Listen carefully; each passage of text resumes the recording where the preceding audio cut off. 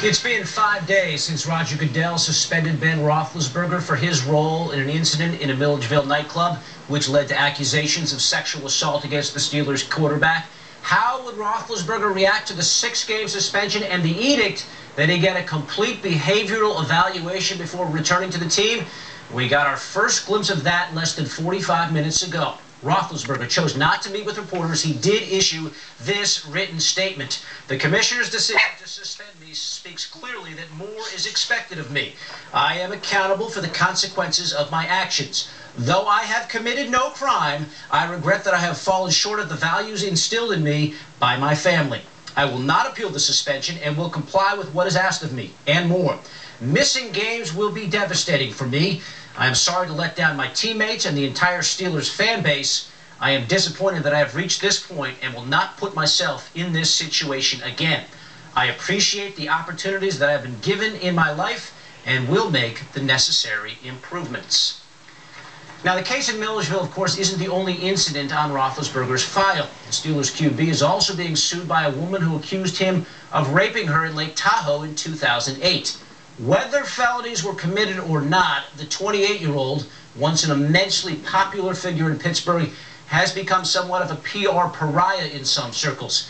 And as Kelly Najeh reports, Roethlisberger may have lost some of the locker room long before those incidents ever saw the light of day. I'm kind of that rebel without a cause, as my life has kind of shown. If someone tells me not to do it, I'll usually find a way to do it.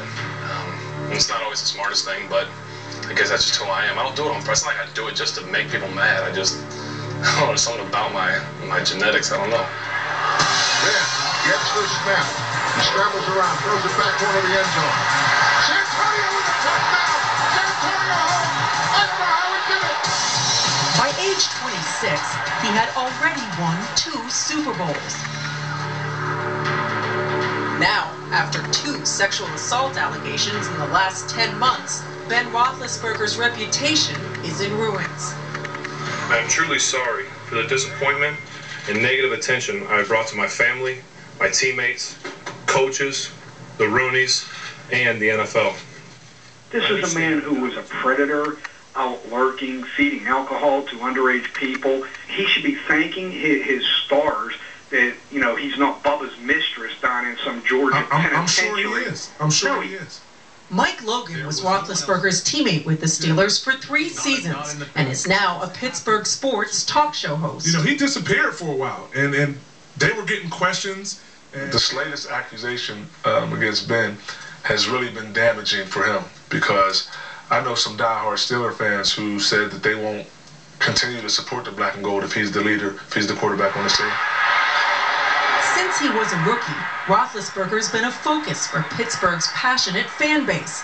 And since then, when he's seen in public, it's invariably with bodyguards he employs, something he discussed with E60 last June. It's the smartest thing to do. It really is. People, I think initially when they saw me with people, they're like, what are you doing? Who do you think you are? Ben got bodyguards. And Ben got bodyguards. For what? Who you think he is, Tom Brady? To the business side of football. Former NFL running back Najeh Davenport played for the Steelers from 2006 to 2008. Did he ever explain why he had them? Nah. Did you ever ask? Nah, everybody just laughed, kind of. You know, you see bodyguards and you laugh.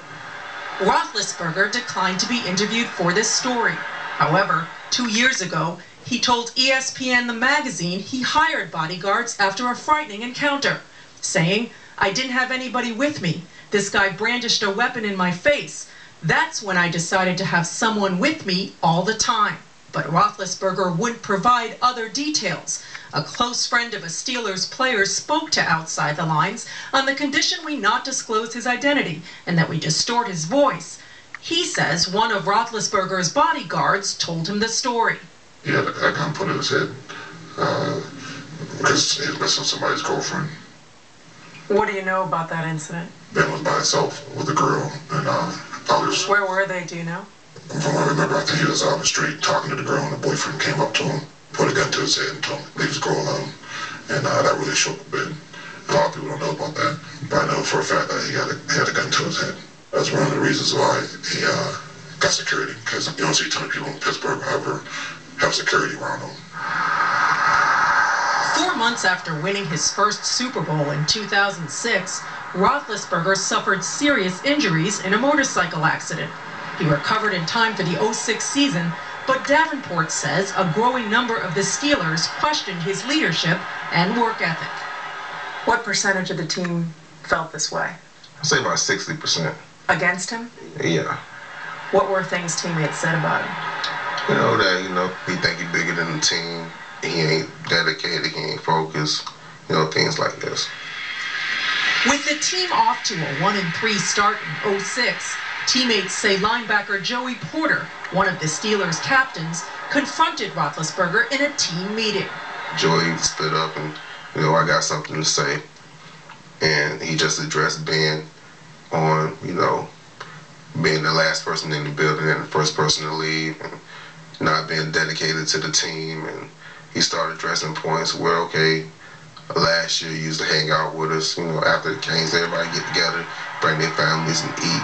And then this year it's like, the Pittsburgh Steelers and Ben. Joey Porter declined to be interviewed.